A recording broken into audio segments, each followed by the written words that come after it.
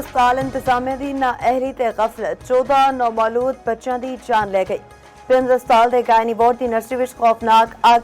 Nursery विच 15 नौमौलूद मौजूद सन। सिर्फ एक ही बच्चा बचाया जा सकिया। जां भाग बच्चों के वालदैन दी रो रो के दुआइयां। दस्सिया अग दे वेले इनक्यूबेशन सेंटर विच कोई डॉक्टर सी ना अमला। NICU का भी दरवाजा लॉक सी। वाकये के 2 घंटे बाद रेस्क्यू टीम के 4 घंटे बाद पुलिस अपनी बच्चों के रिश्तेदारों के मुताबिक आग सवेरे 6 बजे लगी। अमला दसे बगैर दौड़ गया। Executive director PIMS Rana Imran Sikandar ने अमले की गैर मौजूदगी के इल्जाम को मुस्तरद कर दिता। आख्या ICU विच 2 डॉक्टर से 4 नर्सा मौजूद सन। अस्पताल विच तसली बख्श फायर सिस्टम में CDA दा आग की इतला मिलते ही रेस्क्यू टीम के फौरी अपड़न का दावा। आख्या अग उत्ते काबू पांदे ही बच्चों को फौरी ICU मुंतकिल किया। जिला इंतजामिया ने तहकीकात लिए इंक्वायरी कमेटी बना दी थी। कमेटी 24 घंटे विच रिपोर्ट पेश करेगी। पिम्स विच रेस्क्यू ऑपरेशन मुकम्मल। साने विच भाग बच्चों के मयतां वुरसा के हवाले कर दित्तियां गया। बच्चों की पैदाइश उत्ते खुशियां मनाने वाले घरों विच सफे मातम। गलती ते गफलत की दी बहस इंक्वायरियां कमेटियां ते फाइलों विच गोदी रहेगी। नन्हे पर सब तो भारी मयता चुकते वालदैन दे हाथ कंपदे उठे। पिम्स अस्पताल का सारिया किवें पेश आया खौफनाक रिपोर्ट तैयार कर ली गई। साथ ही नाली तो पहले धुएं ने बच्चों को बेहोश किया, फिर अग ने साड़ दिता। इंतजामिया की तैयार करदा इब्तदाई रिपोर्ट के मुताबिक आतिशत की किसी AC कंप्रेसर या शॉर्ट सर्किट तो नहीं हुई। नर्सरी विच इनक्यूबेटर के नाल ऑक्सीजन की मिकदार दसन वाला नेबुलाइजर फटिया। ऑक्सीजन ने अग फड़ी ते तेजी नाल फैला दी। हर पासे धुआं होया ते उही पाइपां दे जरिए बच्चों के साह विच गया। सानिया पिम्स उत्ते वज़ीर-ए-आज़म शहबाज शरीफ का फौरी एक्शन। विफाकी सैकटरी सेहत नूं ओहदे तो हटा दिता गया। वज़ीर-ए-आज़म ने असलम गौरी नूं इजलास तो जान दा कह दिता। वज़ीर-ए-आज़म की ज़ेर सदारत आला सतह का इजलास। मुतल्लिका अफसरां उत्ते शदीद बरहमी दा इज़हार। Secretary housing captain retired Muhammad Mahmood नूं सैकटरी हेल्थ का इजाफी चार्ज सौंप दिता गया। वज़ीर-ए-आज़म शहबाज शरीफ का वाकये उत्ते गहरे दुख का इजहार।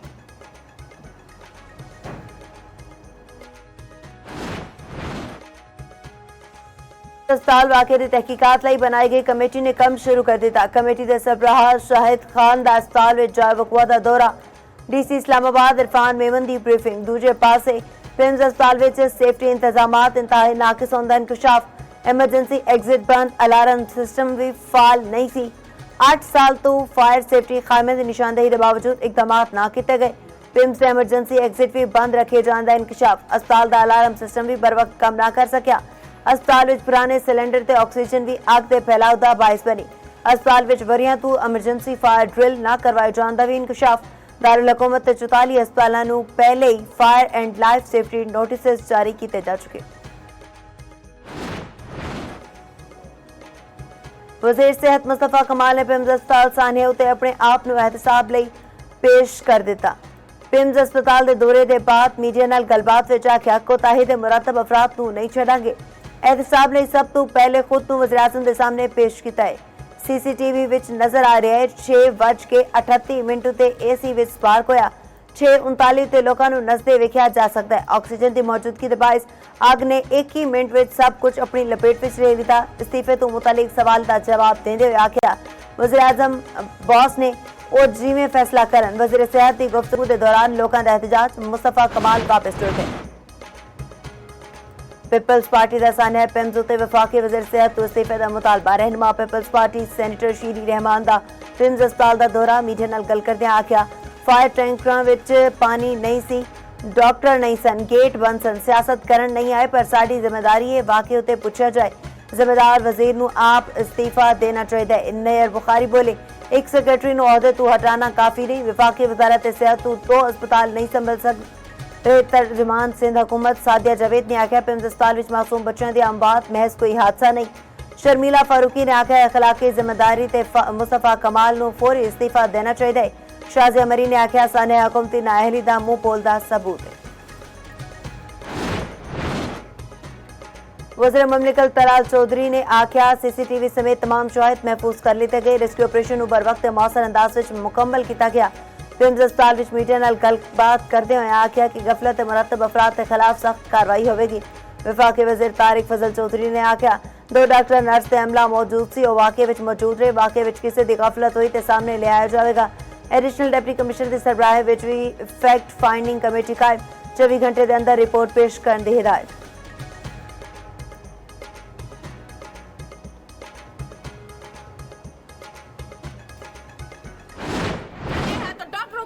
नहीं पड़ा।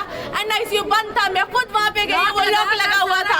ये डॉक्टर नीचे जा रहे थे, पूरा NICU के 27 बच्चों को वो खाली छोड़ के नीचे क्या लेने गए थे? लॉक लगा कर सारा हमला एक साथ कैसे और NICU का दरवाजा लॉक था। मैं नहीं मानती, मुझे मेरा बच्चा दो, मुझे इंसाफ दिया जाए कि वो आग उन डॉक्टरों को क्यों नहीं लगी।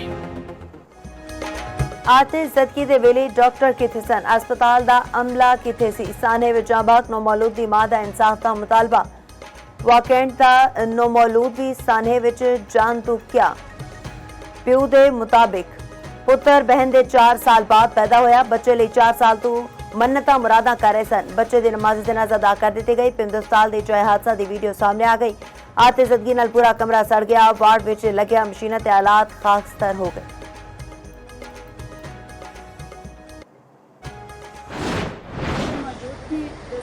मैं सामने वार्ड में गई तो जो अंदर से फीमेल आ रही थी ना, तो वो कहते हैं मर्द को बुलाएं, मर्द को बुलाएं। मैंने कहा क्या हुआ है? कहते मर्द, मैं अंदर से वार्ड से मर्द को बुलाया है।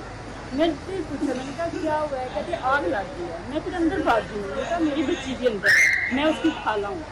फिर मैंने अपनी बच्ची को उठाया, मैंने उठा के ना, तो मैं आग मेरे थोड़े से बालों पे लगी। वाले काल पे काल कर रहे हैं। कभी कहते हैं कि आपने बच्चा नहीं, गलत बच्चा उठा लिया, ये बच्चा आपका नहीं है। तो कभी कहते हैं कि नर्स ने बच्चा उठाया। नर्स तो उधर है ही नहीं थी, मौके पे कोई मौजूद नहीं था। मैंने खुद अपना बच्चा मैंने उठाया। वो बच्ची मेरी थी। इतने बच्चों में जो बच्ची बची है वो मेरी बच्ची थी। वार्ड विच डॉक्टर अपनी जान बचा के नस गया सी। अपनी मदद आप के तहत भांजी नूं बचाया। सानिया पिम्स विच जिंदा बचाने वाली बच्ची दी हालत दा बयान सामने आ गया। आखिया पिम्स अस्पताल इंतजामिया मेरे नाल राबता करके आख रही है कि मैं किसी होर दा बच्चा ले गई हां।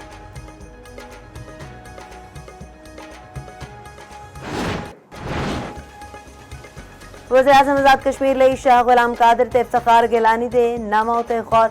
आला हुकूमती ज़राए दे मुताबिक हतमी फैसला नहीं होया। वज़ीर-ए-आज़म आज़ाद कश्मीर ते नाम उते मज़ीद गौर किया जाएगा। वज़ीर-ए-आज़म आज़ाद कश्मीर दा इंतखाब हुण जुमेरात ते बजाए जुम्मा नूं होवेगा। वज़ीर-ए-आज़म हाउस विच वज़ीर-ए-आज़म शहबाज शरीफ दी ज़ेर सदारत अहम बैठक। आज़ाद कश्मीर विच हुकूमत साजी तो मुतालिक अमूर उते गौर।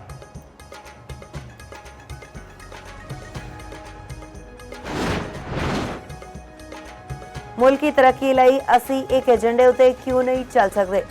वज़ीर-ए-आज़म शहबाज शरीफ का सवाल आखे मुसलमाना विच तकसीम की साजिश नूं फील्ड मार्शल ने नाकाम बनाया। अमन दुश्मन मुल्क मुसलमाना नूं तकसीम करन दी साजिश नाकाम रहे। आख्या सऊदी अरब ते तुर्की ने हर मुश्किल वेले विच पाकिस्तान का भरपूर साथ दिता। वज़ीर-ए-आज़म ने फिरका वारियत ते खात्मे लई नबी करीम सल्लल्लाहु अलैहि वसल्लम दे पैगाम नूं फैलाण दी जरूरत ते जोर दिता। आख्या फिरका वारियत नूं नौजवानां दे ज़हनां नूं आलूदा कर रही।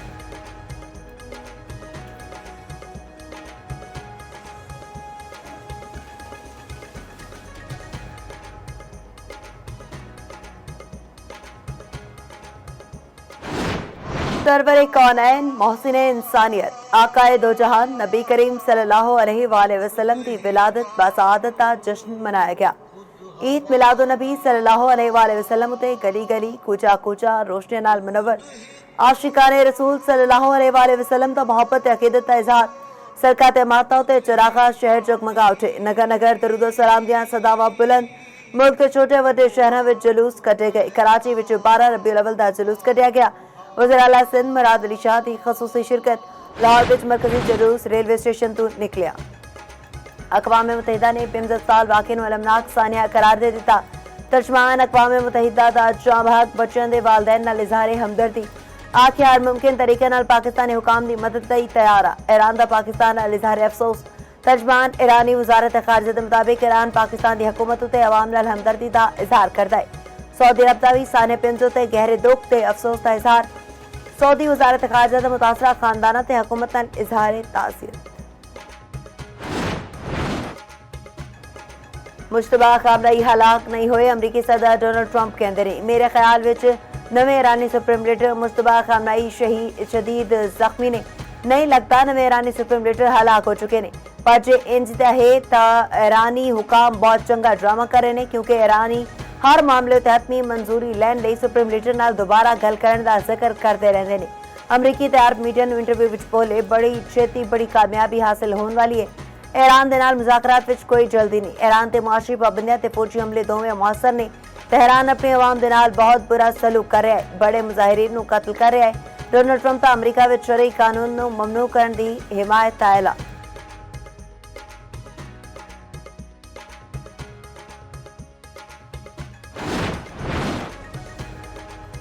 अमरीका इक्तसादी जंग नाल कोई फायदा हासिल नहीं कर सकेगा। ईरानी सदर मसूद पज़ेशकियान ने आख्या मसाइल नूं मुज़ाकरात के जरिए हल करना अवलीन तरजीह है। इक्तसादी दबाव के खिलाफ मजबूती नाल खलोते रवांगे। दूजे पासे सरबराह दा ईरानी जोहरी तवानाई मोहम्मद इस्लामी ने आख्या IAEA नूं मुतासरा जोहरी तंजीबात तक रसाई नहीं दी जाएगी। मुआयना कारा दे दौरे तो पहला नवे तरीकाकार वज़ा करना नागुज़ीर। IAEA ने जोहरी तंजीबात उत्ते हमलियां दी मज़म्मत नहीं की। IAEA हुकाम ते अमरीका ते इसराइल दबाव पा रहे ने। कतरी वज़ीर आज़म अज ईरान दा दौरा करनगे। तर्जमान कतरी वज़ारत ख़ारजा दे मुताबिक तेहरान विच कतरी वज़ीर आज़म मुतहद ईरानी हुकाम नाल मुलाकात करनगे। खिते विच कशीदगी घट दे इकदामात उत्ते तबादला ख्याल किया जाएगा।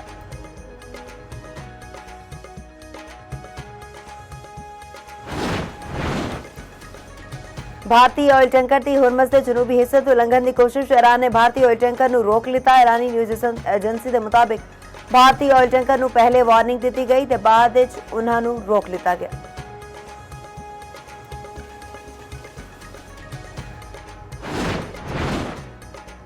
सऊदी शाह सलमान की ज़ेर सदारत जद्दा विच काबीना इजलास। आपने हुमस बाबल मंदूब और दीगर आबी गुजरगाहां नूं खलाते महफूज रखण की जरूरत उत्ते जोर।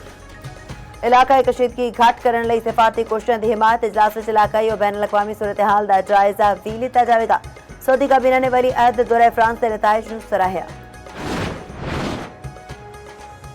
नायब वज़ीर आज़म इसहाक डार की दौलत मुश्तरका दी सेक्रेटरी जनरल नाल मुलाकात। इसहाक डार दा दौलत मुश्तरका ले पाकिस्तान दे मजबूत अज़म दा इरादा। दौलत मुश्तरका डिजास्टर रेजिलेंस हब इस्लामाबाद विच काम करने की पेशकश। पाकिस्तान की दौलत मुश्तरका विच नौजवानों तो मुतलिक सरगर्मियां ते ताउन नूं मज़ीद मजबूत बनाने उत्ते इत्तफाक।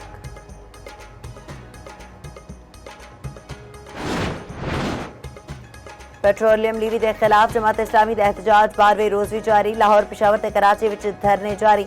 अमीर जमात इस्लामी हाफिज नईम ने सानिया पिम्स नूं दलखराश वाक़या करार दिता। आख्या हुकूमत ते इत्तेहादी जमात दी कारकर्दगी बदतरीन है।